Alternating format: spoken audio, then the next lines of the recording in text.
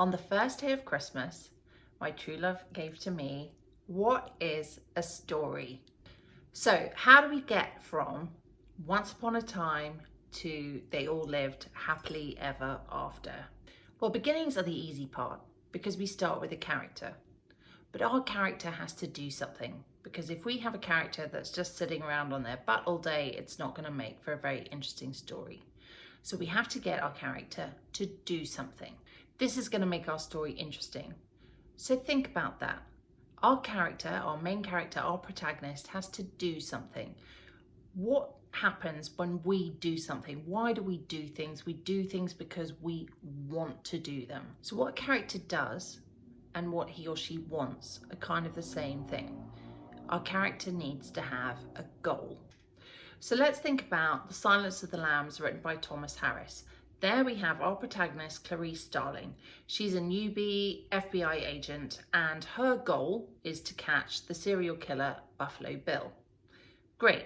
So we could have a story where she finds out about a series of murders that are taking place, and then she goes to find the address of Buffalo Bill. She reckons that he's the guy that's doing the killings. She rings on the doorbell, he opens the door, and she arrests him.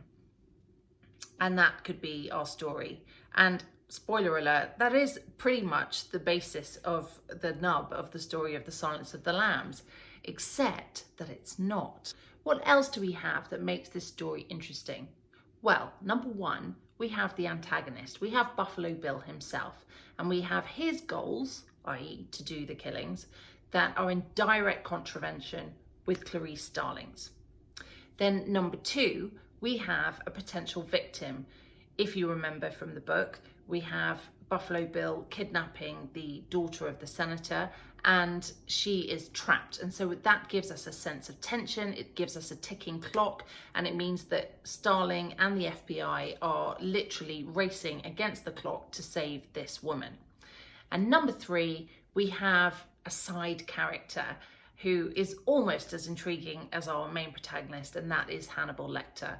Now, he also has his own goals, he also has his own backstory, and these also merge with Clarice Starling's. And those three elements, along with Clarice Starling's goals and intentions, make The Silence of the Lambs a hugely fascinating story. They make the story fascinating because what these three elements represent to Clarice Starling is conflict. They present conflict to her that if she doesn't battle this conflict and succeed at it, then her goal is going to fail. There's this knife edge feeling throughout the book of, will she succeed or will she fail? So let's think of some other examples. The Wizard of Oz. In The Wizard of Oz, Dorothy, obviously her main goal is to return home once she gets to Oz. But the wizard, he has his own goals. He wants to get rid of the wicked witches, and he uses Dorothy to his end in order to do that. So their goals immediately clash, and we see during the course of that story whether Dorothy is going to succeed or is she going to fail. Sometimes a character's intention and goal, what they want, may not be what they need. So in another example, in A Christmas Carol, Ebenezer Scrooge's main goal is to amass tons and tons of money. What we see though is when the ghost of Jacob Marley appears to him, is that his goal then changes and he just has to get through the night where the ghosts of Christmases past, present and future appear to him. He just wants to get through that night alive.